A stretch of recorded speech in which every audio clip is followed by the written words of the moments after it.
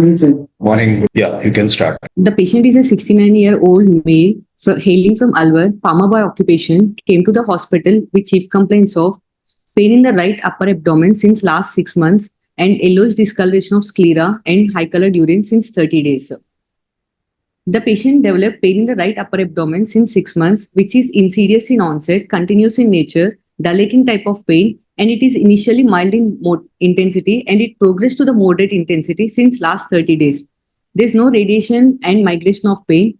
It is not related to the food intake or postural change, and the pain is relieved with oral and IV medications.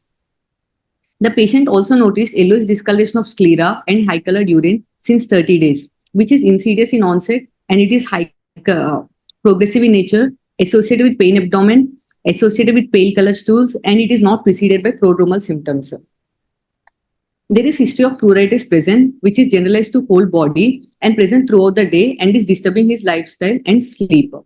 History of fever is also present since 30 days, insidious in onset, low grade, it is intermittent and is associated with chills.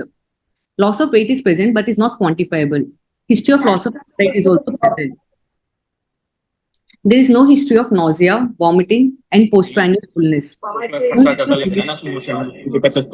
Heline or hematemesis. There is no history of abdominal distension or shortness of breath, hemoptysis, recent onset of persistent headache, seizures, or blackouts, and there is no history of back pain or bony pains. Treatment history. With the above mentioned complaints, he has sought medical care outside and then he was evaluated with ultrasound examination. Past history. The patient is not a known case of hypertension, diabetes, tuberculosis, asthma. There is no history of pain in the right hypochondrium and the patient doesn't have any past surgical history. Coming to the personal history, the patient consumes mixed diet, disturbed sleep, there are regular bowel and bladder habits. He is a known smoker, consumes about 3 BD per day since 20 years and he is an alcoholic, takes 90 ml once per week since 20 years. There is no history of cancer in the first and second degree relatives. Coming to summary, 69-year-old gentleman with no comorbidities, known smoker and alcoholic, came with painful progressive jaundice with low-grade fever, with pruritus and clay-colored stool since 30 days, with history of loss of weight and loss of appetite. The probable diagnosis is malignant surgical obstructive jaundice with cholangitis. Something missing in your summary. From this, it appears that he has been unwell only for 30 days. Yes, sir. But he has pain abdomen. Yeah, you have missed out the 6 months history of pain abdomen in the summary. That's very important. Okay. Because if you say this, the connotation may be different. If you say that, then we will. So you have to add that pain right abdomen for 6 months. And jaundice with probably cholangitis for 30 days and anorexia and weight loss, isn't it? Yes, sir. Okay. Could it be benign? Yes, sir. We can think of the benign cause also because he's having with fever and he's having progressive jaundice only since 30 days, sir. So presence of fever, does it exclude malignancy? It doesn't, sir. We can see fever also in malignant cases where there'll be slow, like progressive, complete biliary obstruction. The fever and cholangitis picture sets in malignant cases also.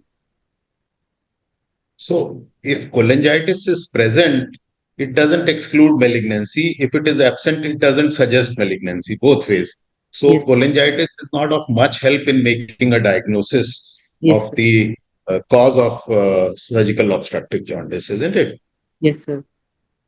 Pain is, so he has pain, isn't it? Yes, sir. So what does this pain look like? This pain, sir, actually the location in the right hypochondrium, the pain is looking like the gallbladder pain because of the right location of the pain. And then we can see that there is a change in the character of the pain. From the 6 months, it progressed to the moderate intensity in the last 30 days. Sir. So we can think like it is a gallbladder pain. So is gallbladder pain only of one type?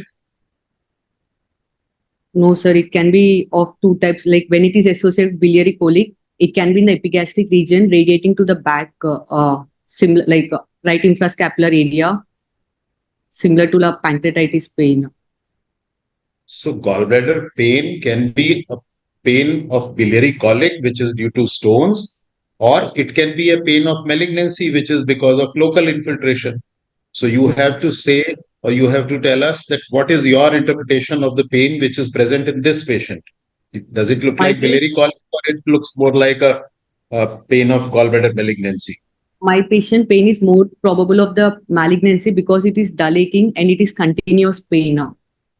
And Yeah. So there's no yes. radiation aspects of the pain now. So since this pain doesn't look like biliary colic, since the jaundice, although short duration, 30 days, but it is progressive, it is unlikely to be due to CBD stones. If it was painful and pain being biliary colic and intermittent jaundice And with cholangitis, that is the classical presentation of CBD stone. Okay. So in this patient, it looks more like a pain of malignancy and progressive jaundice of malignancy. Why I said pain is important in a patient with jaundice, because if you have first you have to differentiate between medical and surgical or obstructive jaundice. Second, you have to say whether it is benign or malignant. And if it is malignant, then you have to find out what is the site or the cause of malignancy. So if you have painless progressive jaundice, it suggests periampullary carcinoma, a or cholangiocarcinoma, which means a hilar cholangiocarcinoma because that is the commonest, followed by gallbladder, followed by head of the pancreas. On the other hand, if you have pain, and pain is dull, continuous, diffuse pain, as opposed to biliary colic, then the order reverses. Then it becomes CA head pancreas, followed by gallbladder, followed by maybe periampullary and cholangiocarcinoma. yes, So sir. pain is the most important differentiating feature in presence of malignant surgical obstructive jaundice. Any other symptom, any other feature which can guide you towards what is the possible site of malignancy other than pain? We can see jaundice also, sir. Whether the jaundice is before the onset of pain abdomen or jaundice is preceding the pain abdomen. How does that help? Because in CAH, carcinoma head of the pancreas, we see that the jaundice precedes the pain. But in carcinoma gallbladder, the patients first present with pain abdomen followed by the onset of jaundice. Sir. So, what is the mechanism of pain and what is the mechanism of jaundice in gallbladder cancer? Uh, Basically, in gallbladder cancer, the jaundice takes when there is a lymphadenopathy and it is causing compression over the common hepatic duct or common bile duct. It can also because of the direct infiltration, such as in the carcinoma neck of the gallbladder, direct infiltrating CBD, and then pain is because of the local infiltration or any inflammation setting in acute picture. Yeah, so pain in gallbladder cancer can be the commonest cause is infiltration of adjacent organs. Second, as you said, it could be that there are associated stones, so it could be biliary colic, but that pain is different as we have already discussed. Third, if the neck or cystic duct is blocked, you can develop a distended gallbladder which can get infected, so it can be infective or inflammatory pain also. What jaundice in gallbladder cancer? What is the commonest mechanism by which jaundice develops in gallbladder cancer? Lymph node mass compressing the common hepatic Is duct. that the commonest mechanism of development of jaundice in gallbladder cancer? I don't think. I think the commonest mechanism by which patients with gallbladder cancer develop jaundice is direct infiltration of the common hepatic or common bile duct.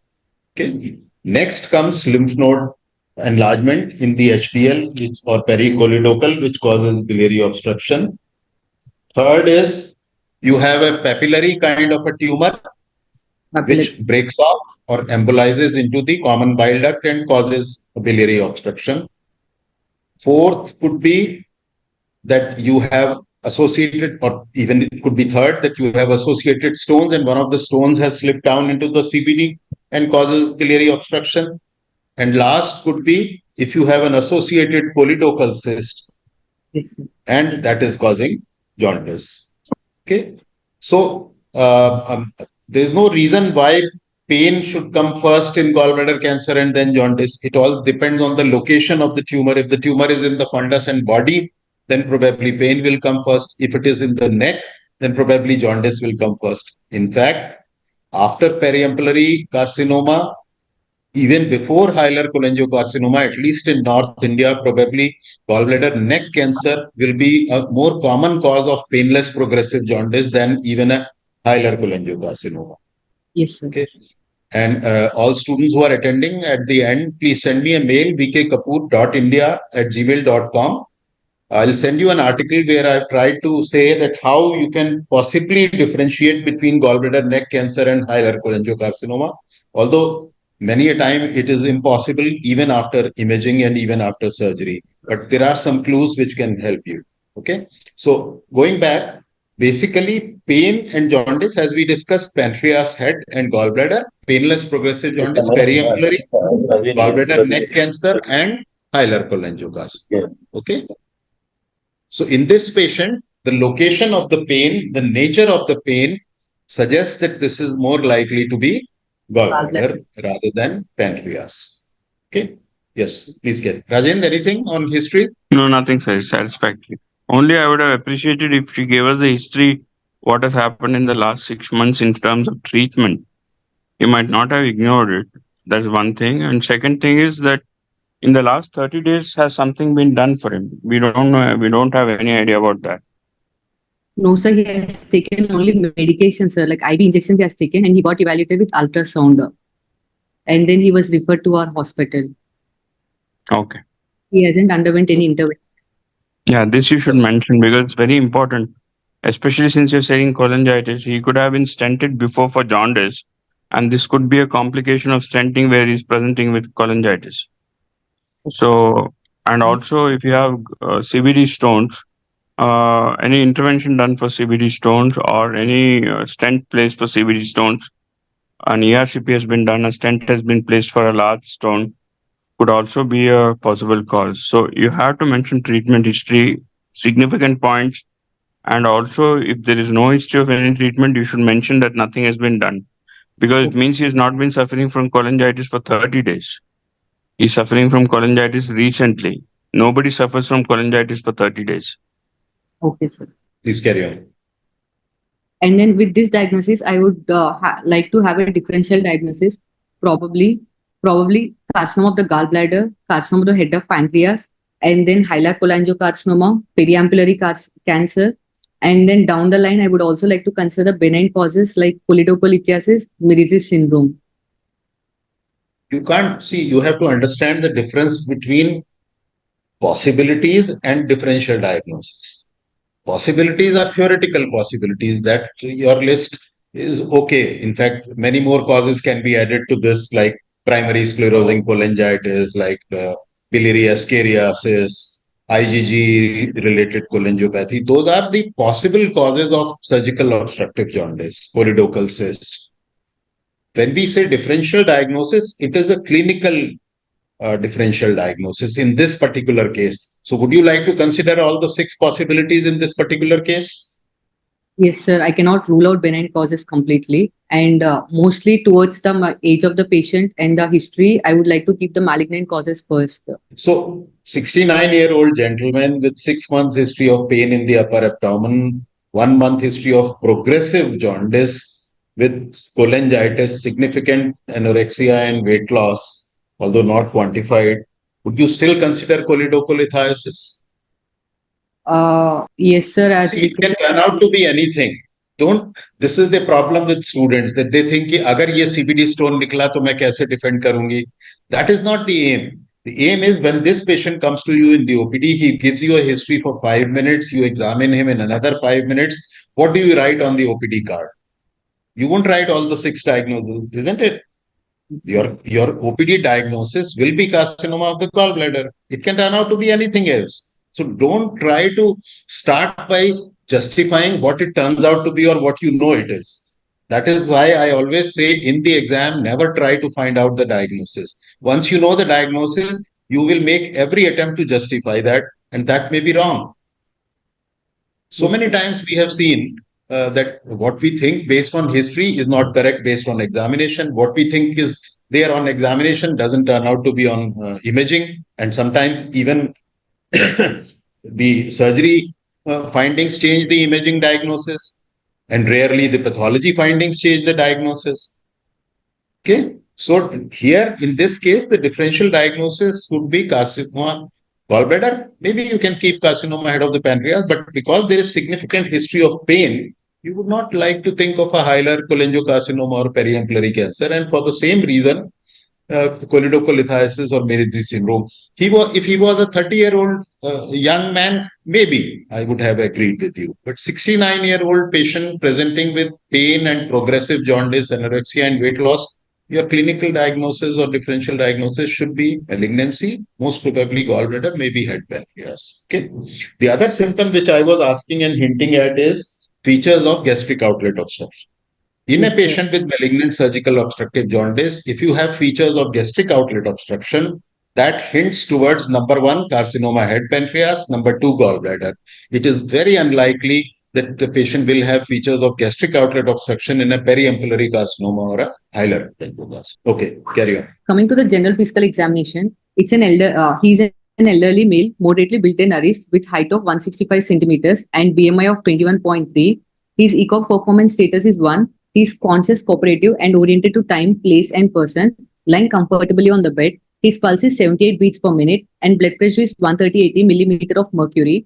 Respiratory rate is 18 per minute and saturation is maintained 99% at room air. And his icterus is deep, no pallor, clubbing, cyanosis, pedal edema. There is no generalized and left supraclavicular lymphadenopathy. Scratch marks were noted over the trunk and extremities. There are no signs of liver failure noted. Coming to per-abdomen examination, the abdomen is flat, umbilicus is central in position and inverted. All quadrants are moving during respiration. There are no marks, scars, sinuses, or engorged veins, and visible peristalsis seen.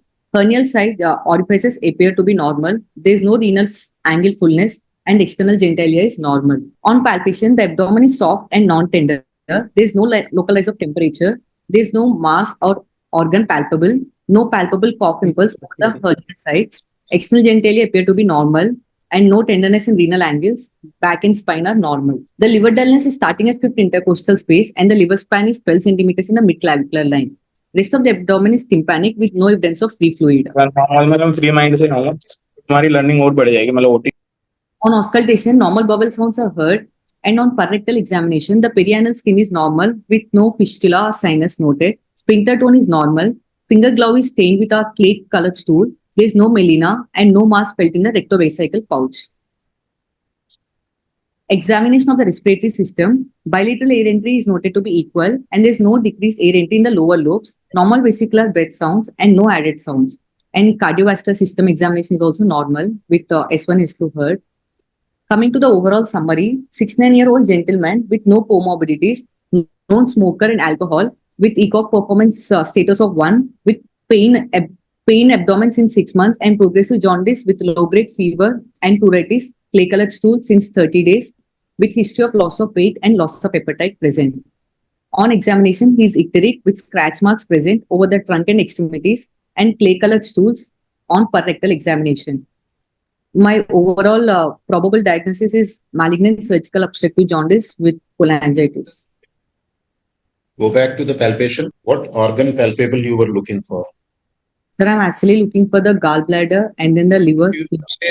You should say that specifically. In a patient with obstructive jaundice, one of the very important abdominal findings is whether gallbladder is palpable or not.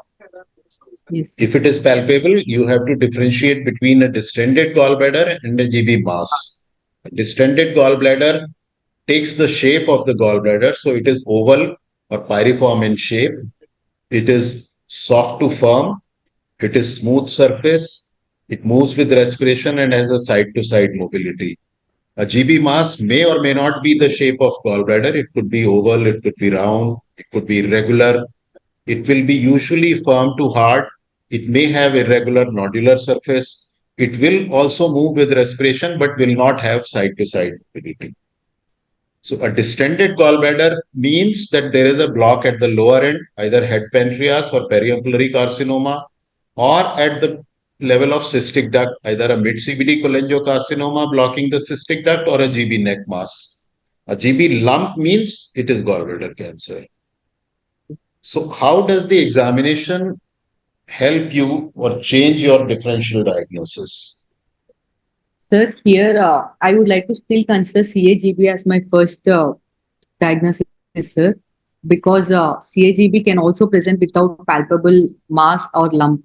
So then if there is no mass palpable in CAGB, how do you explain pain and how do you explain jaundice? As I mentioned here, it can be because of the local infiltration or lymph nodal mass, and then it can be papillary type. Yeah, so answer would be that in a large number, or maybe in majority or most of the cases where gallbladder cancer is causing pain and jaundice, you expect either a distended gallbladder, which means that there is a tumor at the neck, or you expect a GB mass, which means that it is a locally advanced disease which is infiltrated into adjacent organs and is causing pain and jaundice.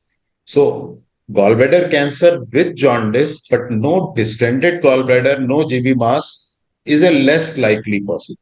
It is possible, but so that is what your answer should be, that I was expecting either a distended gallbladder or a GB mass, but it is not there. So I have to think again whether it is really gallbladder cancer or it is something else. Now, if it is something else, what is it more likely to be? As the GB is not distended, we can I would like to consider hilar cholangiocarcinoma also, sir. So how do you explain the pain then? In hilar cholangiocarcinoma can be because of the local infiltration again. Local infiltration into what? Hilar cholangiocarcinoma infiltrates usually into what structures, which then make the resection difficult? Into the portal vein and then the hepatic artery, the porta hepatic. Usually into the vessels, isn't it? And that usually doesn't cause pain. So that is why hilar cholangiocarcinoma is usually painless progressive jaundice. Only feature which may suggest a diagnosis of hilar cholangiocarcinoma on history, which some texts mention, I don't know whether there is evidence to support that or not, is that sometimes the pruritus precedes jaundice. So patient first develops pruritus and then jaundice comes, which is painless and progressive. So again, all the students have to remember that it is not possible in clinical medicine to fit in every piece of the jigsaw puzzle and make a picture. There will be so many occasions where you can't explain things. There is no explanation for that. So in this case, if it turns out to be hilar cholangiocarcinoma, we probably will have no way to explain why this patient was having pain for 6 months, unless that pain was biliary colic because of associated stones. Because we know that even in general population, stones are not uncommon. 3 to 5% of adults at this age may have stones. Also, we know that the prevalence of stones is higher in patients with cholangiocarcinoma. So it could be that the initial pain was biliary colic and now the jaundice is only 30 days, which is because of a hilar cholangiocarcinoma. And as we discussed, it is still possible. It is not that in every patient with gallbladder cancer, you will have a distended gallbladder or a GB mass. But since he has a BMI of 21 or so, he is a thin-built patient, elderly gentleman with lax muscles. A lump should have been palpable if it is there. Okay? So what will you do? He comes to the OPD? Yes, sir. First, when he comes to OPD, I would like to do 2 sets of investigation. First is to arrive at my diagnosis, and second for the routine workup of the patient. And to arrive at diagnosis, I would like to do ultrasound first. As this is hepatobiliary system, I would like to do ultrasound first. Let's see. Our ultrasound report is stating the liver is normal in size and shape and normal echo texture. Intrahepatic biliary radicals are moderately dilated. Gallbladder is not visualized. Mild to moderate dilated IHBR is present with abrupt cutoff of at hilum and non-separate visualization of CBD. Query cholangiocarcinoma and no SIT is present. Yeah.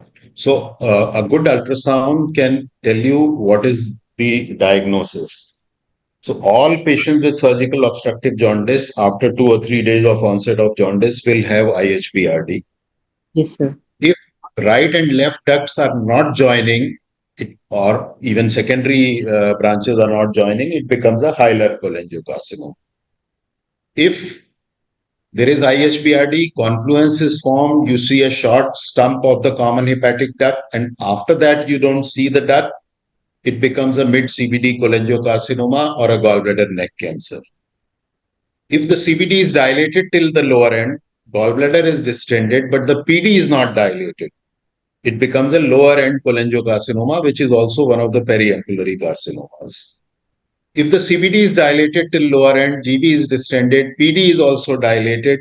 The two dilated ducts are approximating or almost meeting each other, and there is no mass seen in the head of the pancreas. It is a periampullary carcinoma. If both CBD and PD are dilated, but they are separated from each other, they don't approximate, they don't come near each other, and a Mass is in the head of hypoechoic mass is seen in the head of the pancreas, it becomes a carcinoma of the head of the pancreas. So this is how a good ultrasound can actually give you the diagnosis. Yes, sir. Here, what is missing in this ultrasound report? What more you would like to know? Actually, here they didn't mention anything about the vessels involvement, and then they didn't mention about the lymph nodes, and they only mentioned non-visualization of CBD. They didn't mention about the CBD clearly in the proximal or distal, whether it is seen or not seen at all. What do you understand by the word they have used abrupt cutoff at hilum? What is your interpretation? Like the hilum is not just after the formation of hilum, it is not seen at all. Like mass must be sitting it over there, and nothing is seen after it. Yeah, so it is still, it can be interpreted as that whether the hilum is formed or not formed. The sonologist should clearly mention whether the confluence, biliary ductal confluence is formed or not formed. And then they should mention whether the common hepatic duct is seen or not seen and how long is the stump. They should mention that, which gives you a imaginary picture. It almost recreates a cholangiogram. Okay? Yes. What next? You said some blood investigations. The routine workup of the patient, Yes, let's see. which shows One question I have, Haritha. Why did they say gallbladder not visualized? Is there a mass replacing it, or there is no gallbladder? Is it agenesis? Because no history of cholecystectomy is there. yes, so there's no history of cholecystectomy, sir. One, it can be because of the gallbladder mass, or second, it can be because of chronically contracted gallbladder. Why would there be a chronically contracted gallbladder without stones? They have not visualized any stones. It could be a collapsed gallbladder, which is a case where it may not be visualized. So that's one thing, but it's very strange that they mentioned it that way. Yes, sir, actually. Normally, gallbladder without stones, you should not use the term chronically contracted. You should use the word collapse. And what is the commonest cause of gallbladder being collapsed on an ultrasound examination? After meals, sir. After a meal. So you should have said that most probably the patient was not fasting.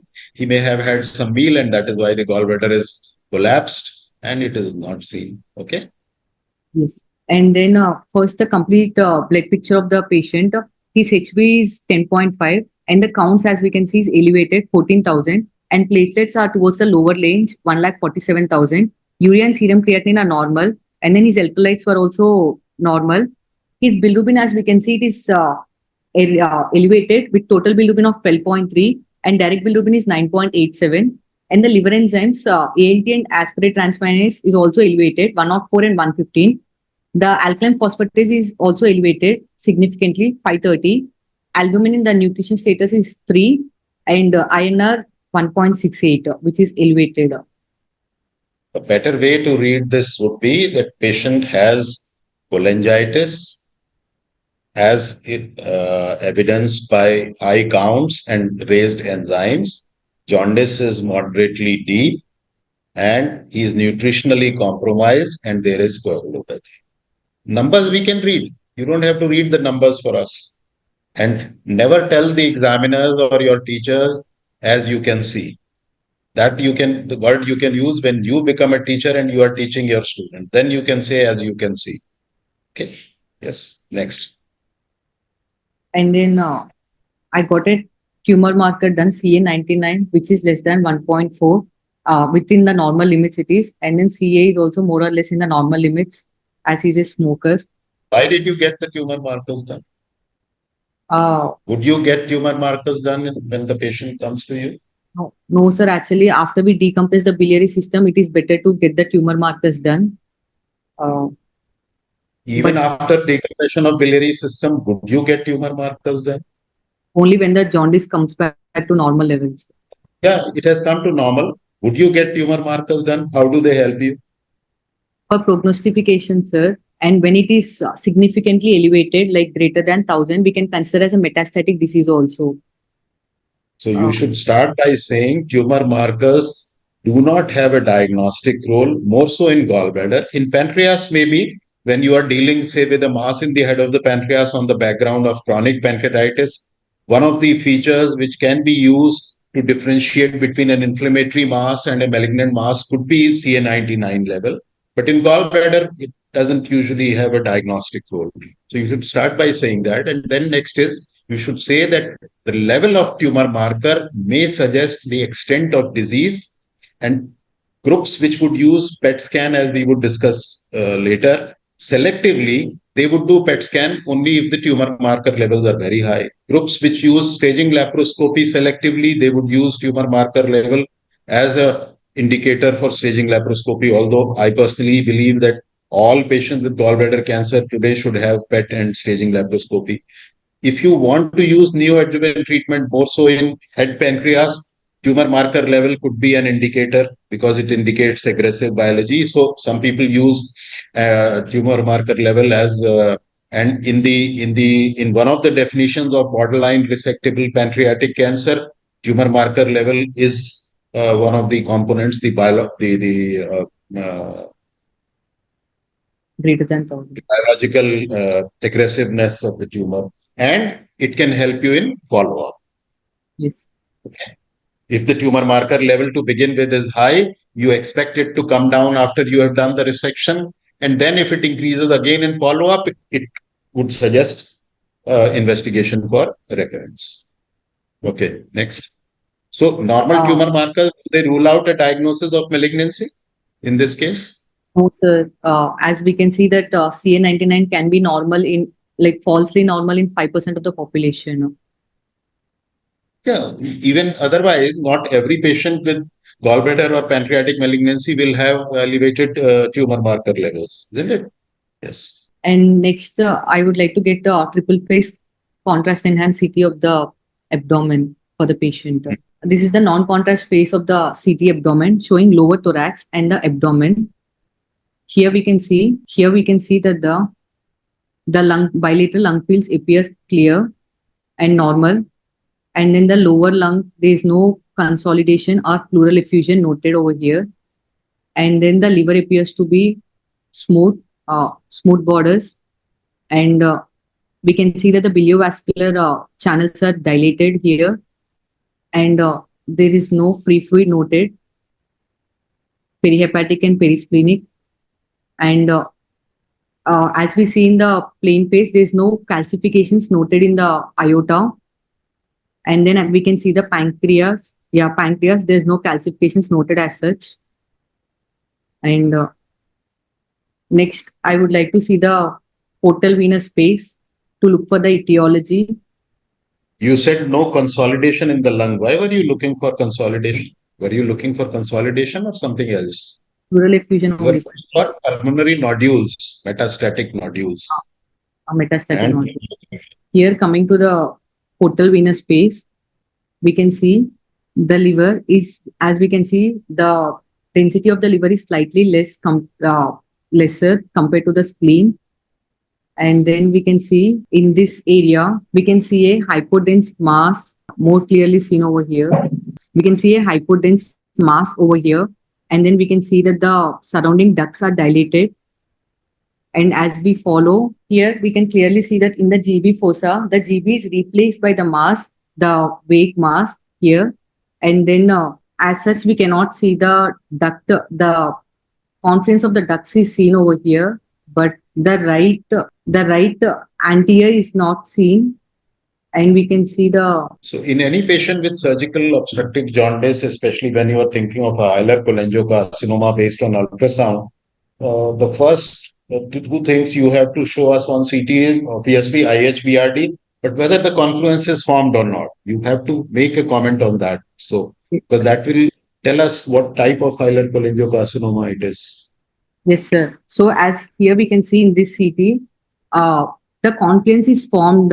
The confluence is formed here, but as we can see, the right anterior sectoral duct seems to be involved, as we cannot see like The hypodense mass is sitting on the anterior surface of the biliary ductal confluence and Okay. obliterating the right anterior sectoral ductal system. Okay. this, and when the right Yes. involved, then it makes it as a 3A usually. Yeah, but the confluence is formed. So I don't know whether we can call it a hilar cholangiocarcinoma. Hilar cholangiocarcinoma means that confluence is not formed and then it is going into the right duct. Here, at least to me also, it appears that the confluence is formed. Follow the mass a little caudally. If the right anterior sectoral duct is involved and confluence is formed, what is another possibility? CAGB with infiltration into Yeah, the because the right anterior sectoral pedicle lies in the gallbladder fossa. So a tumor at the neck of the gallbladder can cause a block of the right anterior sectoral system and confluence may still be patent. So that is why I wanted you to follow this down and see whether this is going into the gallbladder. And you didn't show us the gallbladder. You have to show us the gallbladder. yes, sir. We can see here the GB fossa. Yeah, so that is the gallbladder. Go up now, go for cranial. And just where the gallbladder is finishing, you start seeing the mass, isn't it?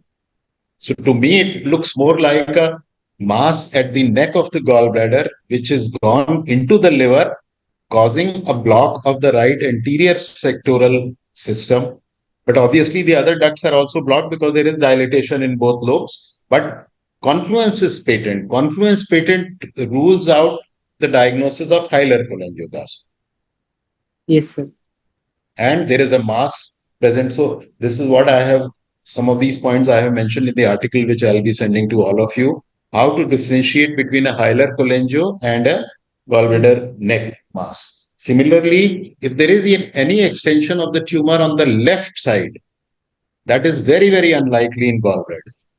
So that indicates a hilar cholangiocarcinoma. If the involvement is on the right side, especially right anterior sectoral, that can happen in hilar cholangio, but it suggests a gallbladder cancer. If you see a mass, it is more towards the diagnosis of gallbladder because most cholangiocarcinomas are not mass forming. There is a mass forming variant of cholangiocarcinoma, but that is less common. So these are some subtle points by which maybe in some cases you can differentiate. Okay. Anything else you want us to see? Yes, sir. We have to see Any the other? formation also over here. Is best appreciated by MR, but we can trace here. And as we can see, coming from here, the portal vein, the contour of the portal vein is altered over here. And as we come here, we can see that the formation is there. And the thing happening here is the right anterior is again being infiltrated by the mass. As we can see the posterior branch. Yeah. Yeah. So the right posterior sectoral portal vein is normal, but the right anterior sectoral portal vein is going into the mass and is not seen. But Yes. the right main portal vein, it is all right. And the main portal vein is all right. Yes, sir. The right portal vein, as we can see here, the right portal vein we can see after the division, we are not able to make out the anterior. Yes. Yes. And So both bile duct and portal vein, it is mainly the right anterior sectoral pedicle which is involved. and then coming to the lymph nodes are also found to be enlarged. Yeah. You can't say lymph nodes are found to be enlarged. You have to say which lymph node. Yes, sir. The para-aortic lymph nodes and the aortocaval lymph nodes are found to be enlarged. Show us the aorta cava. Here, sir. Yes. Why do you, so is it only enlarged or anything else? The shape of the lymph node is also uh, Altered. What is the normal shape of the node? They are oval, but they are malignant, it's round. So what criteria you use on CT scan to say that a lymph node is likely to be metastatic? Change in the shape, sir, and then size greater than 1 centimeter, and then it is heterogeneous with heterogeneous enhancement will be there, and sometimes central necrosis type. So what next? What is And your diagnosis of CT?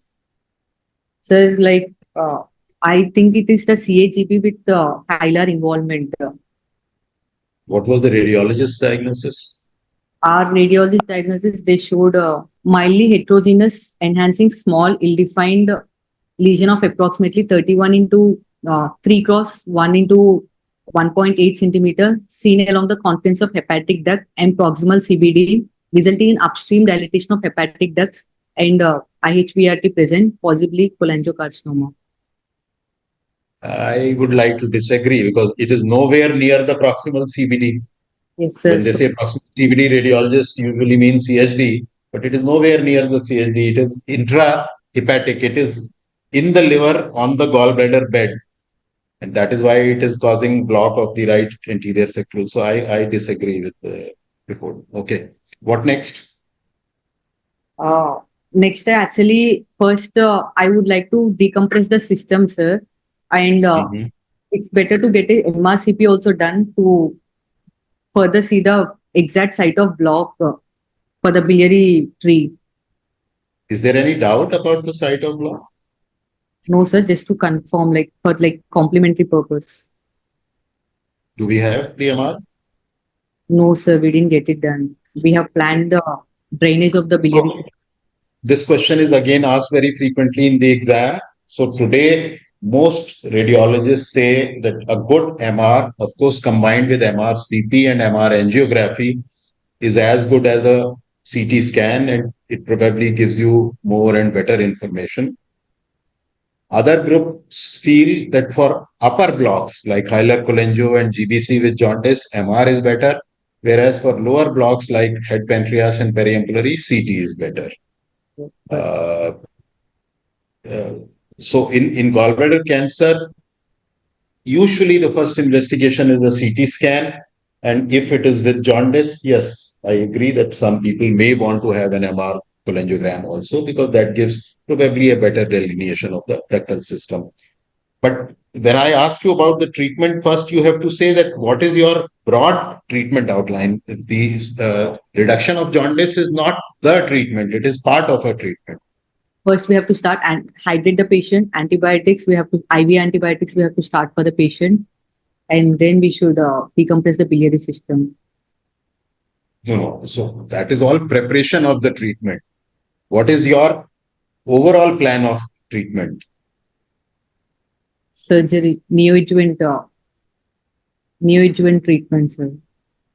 So indirectly, I'm asking you that is this a possibly resectable disease or it is an unresectable? Because if it is resectable, you will do temporary stenting, maybe with plastic stent. If it is unresectable, you are not planning to operate, maybe you will put a metal stent to begin with. So first you have to decide that what is the stage or the resectability status of the disease. It seems to be resectable only, sir. So I would like to put normal plastic as of now. First decompress with PTBD as it is a proximal block, and then after that, after 4 weeks, when the bilirubin comes to less than 3, I would like to perform. What about aortocaval lymph node? FNAC we have to do, sir, to confirm whether it is if it is FNAC of the aortocaval lymph node, sir. And if it is positive, then there is no palliative treatment, sir. If it is negative, then I'll go for surgery. So in most HPB malignancies, the true aortocaval or para-aortic node is very important. If it is enlarged, if it is suspicious, most groups would target that node, either ultrasound or CT guided, or endoscopic ultrasound guided, which is supposed to be better, or at staging laparoscopy or at laparotomy in that sequence. And if that turns out to be positive, most groups would probably not proceed with resection, and especially a major resection. Although as an MCH student, you should know that now there are some reports emerging and some groups are reporting that resection in presence of oligometastasis. Oligometastasis means small in number, less than 3, small in size, and adjacent, either adjacent to the tumor, for example, a liver metastasis, which is in the resectable part of liver, or these distant nodes, which are otherwise considered metastatic. So some groups have started experimenting with resection even in presence of oligometastasis, but that is point of discussion. So I think we'll have to stop, but I think Haritha, if you want to continue with the management plan of this patient, request Dr. Anand to give you another slot, and then you can present a brief summary of the case, show us the important findings on images so that we recollect the case, and then we can discuss management, because I'm seeing that every time we stop at the plan of management and we are not able to go into the operative surgery details. So my request to all students that maybe you can do it in two parts. In the first part, we do differential diagnosis, investigation, and principles of management. And in the second part, we discuss the management, including operative surgery details. Okay. Rajen, anything you want to add before we close? So all students, please send me a mail, vkkapoor.india@gmail.com. Write GBC neck versus hilar cholangiocarcinoma in the subject of the mail. I'm going to send this article to many other students of the Monday class. I'll send it to you people also. And Haritha, you can send me a separate mail and I'll send you some chapters on surgical obstructive jaundice. Thank you, sir. Okay. Thank you. Thank you, Thank you, sir. everyone. Thank you.